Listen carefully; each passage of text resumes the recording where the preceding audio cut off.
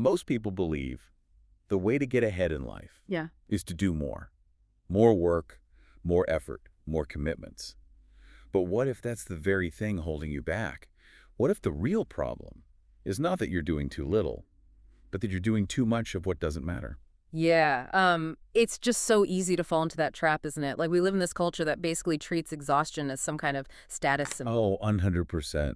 And welcome to today's deep dive, everyone. We are digging into some really fascinating source material today, exploring the disciplined pursuit of doing less. Right. And when you look at the research, it really forces you to confront this incredibly uncomfortable reality, which is being constantly in motion does not actually mean you're getting anywhere. Yeah, we are sort of conditioned from childhood, to equate sheer effort with value. Like Yeah. the harder you work, the better you are. Exactly. I mean, it always reminds me of Boxer the horse from George Orwell's Animal Farm. Oh, Boxer. Yeah, he's such a tragic character. He really is. Because Boxer is strong, he's fiercely loyal, and whenever he faces a setback or whenever the farm is struggling, his default answer is always exactly the same. I will work harder. Right. I will work harder. And the tragedy there is that working harder in a broken system just accelerates your own burnout. Because no matter how much effort he puts in, his increasing labor actually just exacerbates the problems until his body completely gives out. Which is exactly what happens to so many of us in the modern workplace. Society conditions us to be exactly like Boxer. We genuinely believe that hard work is like the sole lever we have to produce results. Right. So when your inbox is overflowing or you're totally overwhelmed with commitments at home, your immediate knee-jerk response is just to muscle through it. You tell yourself, I just need to wake up an hour earlier. I can just take this on as well. Exactly. But there is a ceiling to the value of hard work. There's a definitive point where doing more simply does not produce more. Let me think about that. So the underlying assumption we all carry is that reward is perfectly correlated with time and effort, like a one-to-one ratio. Yeah, we think 1 unit of effort equals 1 unit of reward. But there's this brilliant realization from the source material. It's about a young boy in England that completely dismantles that logic. Oh, the paper route story. Right. So this 12-year-old wanted to earn pocket money, so he took a paper route. It paid £1 a day, and it required an hour of hauling this incredibly heavy canvas bag around his neighborhood. In the rain, usually, forcing newspapers through tiny letter boxes. Exactly. It sounds like a miserable way to earn a single pound. It really does. And he quickly realized that to buy the toy he was saving for, it was going to take weeks of this agonizing daily labor. He was firmly stuck in that one-to-one ratio. Right, trading time directly for a tiny reward. But then he had an absolute revelation. He noticed his neighbors had dirty cars. So he realized he could wash cars on Saturday mornings instead. He charged £2 per car, and he figured out he could easily wash 3 cars in an hour. Wow. So suddenly, the ratio of his hours to his pounds completely flips. Yes. It changed from 1-to-1 to 1-to-6. That is a fundamental paradigm shift because it proves that certain types of effort yield exponentially higher reward. Exactly. Being busy just putting in the grueling hours delivering papers for the sake of feeling productive is actually a trap. And, that exact same dynamic scales all the way up to the highest levels of the corporate world. Really? How so? Well, there's this fascinating case study of a Silicon Valley executive named Sam Elliott. Okay. So his company was acquired by this larger, highly bureaucratic business, and Sam genuinely wanted to be a good citizen in his new corporate environment, right? So let me guess. He just started saying yes to every single request that crossed his desk. He went full Boxer the horse, just Yeah. putting his head down and trying to work harder. Oh. Completely. He spent his entire day rushing from one meeting to another, jumping on conference calls, trying to please everyone across all these different departments. And I'm assuming the result was pretty devastating. It was predictable, but yeah, devastating. His stress skyrocketed while the actual quality of his work plummeted. He described his days as majoring in minor activities. Majoring in minor activities. Wow, I love that phrasing. But it's so sad. It is. Because he was spread so thin, his work became totally unsatisfying for him. And ironically, his superficial contributions ended up frustrating the exact people he was trying so hard to please. So what did he do? Because usually in that scenario, a person just burns out and quits. Well, the company actually offered him an early retirement package because things clearly weren't working out. Oh, wow. They were trying to push him out. Exactly. But he didn't want to retire, so he went to a mentor, and the mentor gave him this completely counterintuitive advice. What was it? He told Sam, "Stay, but do only what you would do if you were an outside consultant. Nothing else, and don't tell anyone you're doing this." I love that. He essentially gave him permission to start applying incredibly ruthless criteria to his own time. Precisely. So if a colleague asked him to do something, he would pause and ask himself, is this the absolute most important thing I should be doing with my resources right now? And if it wasn't a definitive yes, he just refused. He just stopped volunteering for last-minute slide decks. He stopped attending status meetings where he didn't have a direct, meaningful contribution to make. And what was the outcome of him doing significantly less work? He got his life back. He started going home at a reasonable hour, eating dinner with his family. But professionally, I mean, did his manager fire him? That's the plot twist. His colleagues actually respected him more because when he did contribute, it was highly valuable. His performance ratings went up, and he ended up receiving the largest bonus of his entire career. That proves the point beautifully. Only when you give yourself permission to stop trying to do it all can you actually make your highest contribution. Absolutely. But wait, let's look at the reality of this.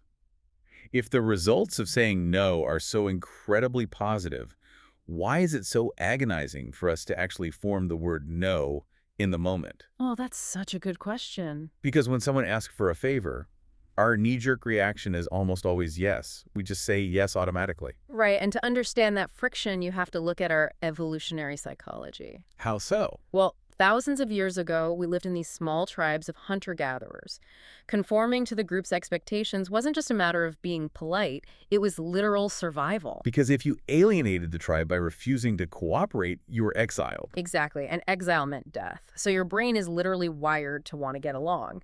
When someone makes a request of you, saying no physically feels dangerous. It triggers that ancient fear of social awkwardness. It's deeply ingrained in our DNA. Yeah, so you say yes just to relieve that momentary, intense social pressure in the room, even if it dooms you to 3 weeks of profound stress later. That makes so much sense, but it's so destructive. It is, and there is an even deeper psychological barrier at play here called learned helplessness. Learned helplessness. I've heard of that. Yeah, Martin Seligman famously demonstrated this in his experiments with dogs. He divided them into groups. Right.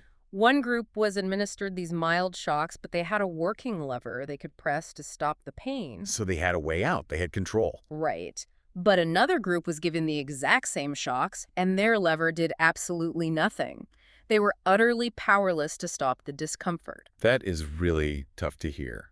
But how does that translate to human behavior? Well, the breakthrough happened later when all the dogs were placed in a box where they could easily escape the shock just by stepping over a very low divider. Let me guess.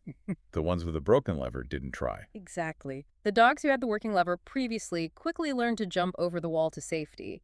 But the dogs who had been powerless before didn't even try. They just lay there. They just lay there.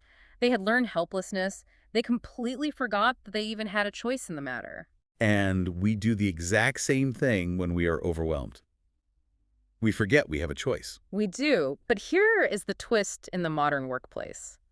Learned helplessness doesn't always look like someone just giving up and taking a nap under their desk. Right, it looks different. Sometimes it looks like hyperactivity. You see people throwing themselves blindly at every single task, instantly replying to every Slack message, attending every useless meeting. Because they genuinely believe they have to do it all. Right. They've surrendered their ability to choose. They've forgotten that choice is an action you take. It's a muscle you flex, not a thing you passively possess. And when you surrender that choice, the consequences are incredibly severe. I was reading about this concept in the source material called the paradox of success, which maps out exactly how this hyperactivity destroys us. Oh yeah, the 4-phase cycle. Exactly. Phase 1, you have clarity of purpose, which enables you to succeed. Which is great. Right. But then phase 2, because you are successful, you gain a reputation as a highly capable go-to person. So you are presented with increased options and opportunities. Which feels incredibly validating in the moment, like people want your help. It does, but it sets the trap for phase 3. Because you say yes to all these new options, they transform into massive demands on your time and energy. This leads to diffused efforts. You're spread thinner and thinner. Yes. And finally, phase 4, you become so distracted by the volume of tasks that you completely lose sight of your highest level of contribution. Wow. So the actual effect of your success has been to undermine the very clarity that created your success in the first place. Exactly. The pursuit of success literally becomes the catalyst for failure.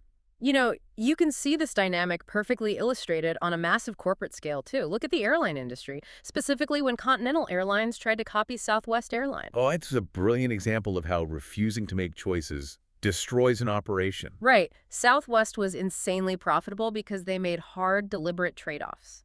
They understood that an airplane only makes money when it is actually in the air. Right, not when it's sitting at the gate. Exactly. So to maximize airtime, they needed lightning-fast gate turnarounds. So they said no to standard airline perks. Like meals and assigned seats. Yes. No meals meant they didn't have to wait for catering trucks to load the plane. No assigned seats meant passengers boarded significantly faster.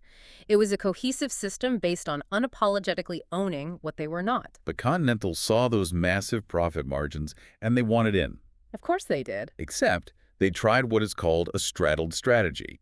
They wanted the financial benefits of being a low-cost carrier, but they refused to say no to their legacy perks. They insisted on keeping the meals and the assigned seats while simultaneously trying to match Southwest prices and turnaround times. Which completely broke their operational model, because you cannot have a 10-minute gate turnaround if you are waiting for a catering truck to load hundreds of trays of chicken and pasta. Exactly. By trying to do everything, they accomplished nothing. Their flights were constantly delayed, they hemorrhaged hundreds of millions of dollars, and the CEO ultimately lost his job. I've noticed that too in everyday life. We constantly try to adopt a straddled strategy for our own time. We really do. We think, I can do both. I can deliver this massive presentation at work and plan the perfect elaborate birthday party for my child and volunteer on the neighborhood association. But the reality of trade-offs is inescapable. Every single time you say yes to one thing, you are necessarily saying no to several others. It is a zero-sum game. But what is truly fascinating is the psychology of why it is so incredibly hard to walk away once we've made a bad commitment. Why do we keep pouring energy into a project that is clearly draining us? Right, and it comes down to cognitive biases. The first is the sunk cost bias. Ah, right. That's the tendency to continue investing in a losing proposition simply because we've already sunk time or money into it. Exactly. Your brain absolutely hates the feeling of waste. The classic example from the text is the Concorde jet. The British and French governments poured over $1 billion into developing that supersonic aircraft. Yes, even after it became glaringly obvious it was going to be a financial black hole. But the more money they invested, the harder it was for them to psychologically walk away. We do the exact same thing when we stay in a dead-end job for 5 years, simply because we've already been there for 5 years. And the second hurdle is the endowment effect, which is our tendency to value things more simply because we already own them. Oh, I love the analogy for this one. The cluttered closet. Yes, if you are cleaning out your closet and you look at an ugly sweater you haven't worn in 3 years, and you ask yourself, will I wear this someday? Your brain will almost always say yes. So you keep it, and the closet just gets more and more stuffed. Right. To beat the endowment effect, you have to ask a killer question. If I didn't already own this sweater, how much money would I spend to buy it right now? That is a phenomenal reframe, and it applies beautifully to your calendar, too. Instead of asking, should I quit this neighborhood committee? You ask, if I wasn't already on this committee, how hard would I fight to get on it? If the answer is that you wouldn't fight for it at all, you have to cut it. Because if we don't ask those tough questions, the costs become severe. Very severe. We aren't just talking about a messy calendar or feeling a bit tired. We are talking about physiological breakdown. Like the story of Jeff, the tech executive. Jeff's story is a terrifying look at what happens when you refuse to edit your life. He was traveling constantly, right? Right. Flying from Seattle to London to India to Geneva. Yeah, sleeping maybe 4 to 6 hours a night, trying to straddle every possible commitment. He kept telling his wife he would slow down after the next big deal, but there was always another deal. And because he refused to prioritize his life, his biology did it for him. His organs literally started shutting down. His heart rate became incredibly erratic. He lost the ability to properly digest food. He was forced to cancel vital meetings anyway because he was physically too weak to stand up. Wow. And it ultimately took a 2-month sabbatical where he crashed and slept 14 hours a day just to begin the healing process. He had to resign from his prestigious board seats and ultimately leave his company. He sacrificed everything because he wouldn't face the reality of trade-offs. It is a stark reminder. But beyond the physical toll, There's a deeper emotional cost to living this way. Let me think about that. Because the ultimate cost of a lack of clarity isn't just your health, it's regret. Regret is the heaviest cost of all. The text mentions Bronnie Ware. She was an Australian nurse who spent years caring for patients and palliative care people in the last 12 weeks of their lives. And she recorded their most common regrets, right? She did. And the number one regret, above working too hard and not keeping in touch with friends, was this: I wish I'd had the courage to live a life true to myself, not the life others expected of me. That gives you chills. That is the ultimate cost of saying yes to every request and expectation. You arrive at the end and realize you live someone else's life. So how do we actually fix this? If we know the cost is that high, how do we systematically filter out the noise and identify what truly matters? You have to apply extreme criteria to your decisions. It's what we can call the 90% rule. How does that work? When you are evaluating an option, whether it's a new project, a social invitation, or a job offer, you identify the single most important criterion for that decision. Then you score the options strictly from 0 to 100. Okay, seems straightforward. But here is the mechanic that changes everything. If it scores anything less than a 90, you automatically change the score to a 0, and you reject it. Wow, that is ruthless. It has to be, because it saves you from the agonizing trap of the 70s and 80s. Those are the pretty good options that completely clutter your life and prevent you from pursuing the absolute best ones. That's interesting. It perfectly mirrors the design philosophy of Dieter Rams. He was the legendary lead designer at Braun, and his guiding principle was captured in 3 German words: weniger, aber besser. Less but better. Exactly. Less but better. Yeah. It means if an opportunity isn't a definitive, enthusiastic hell yes, it has to be a no. You have to filter out the noise to protect the essence. But wait, let's be realistic for a second. If you apply this 90% rule and you start telling your boss or your mother-in-law no to their face, aren't you just going to get fired or alienate your family? In the moment, looking someone in the eye, how do you actually do this without burning bridges? Yeah, how do you do it? This is where you have to develop the art of the graceful no. It's not about aggressively shouting no at people. It's about having a strategic toolkit. Like what? For example, the awkward pause. When your manager asks you to take on a weekend project, your stomach drops. You feel that evolutionary panic we talked about. So what do you do? Instead of letting your anxiety blurt out a yes, just pause. Let the silence hang in the air. Count to 3 in your head. Just stare at them. Pretty much. The mechanism here is that people abhor silence, and often the other person will rush to fill it by backtracking or modifying their own request. Or I guess you can use the soft no, saying something like, I am entirely consumed with this lunch right now, but let me know if we can get together at the end of the summer. Exactly. Or the classic, let me check my calendar and get back to you. That one is crucial because it gives you the psychological breathing room to evaluate the request against your 90% rule. Far away from the immediate social pressure of the requester. Right. But perhaps the most powerful tool in a corporate setting is placing the trade-off back on the person asking. Oh, yes. The what should I deprioritize move. I love this one. It's so effective. If your boss asks you to take on a new pet project, you don't actually say the word no. You say, yes, I'm happy to make this the priority. Which of these other 3 major projects should I deprioritize so I can pay attention to this? You force them to grapple with the reality of the trade-off. You make them see that your time is a zero-sum game. It's about drawing a hard boundary and sticking to it. And the counterintuitive truth is that doing so often earns you significantly more respect. It really does. Look at Clayton Christensen, the renowned Harvard business professor. His story is great. Early in his career, working as a management consultant, he drew a hard boundary. He decided he would never work on Sundays, dedicating that day entirely to his faith and his family. And of course, the corporate world tested that. A furious partner demanded he come in on a Sunday to work on a critical, high-stakes project. And Christensen held firm. He looked the partner in the eye and said, I appreciate you trying to make this work, but Sunday will not work. And he wasn't fired. No. In fact, by holding his boundary, he ultimately gained immense respect within the firm. He realized that if he made an exception just that one time, he would be forced to make it 1,000 times.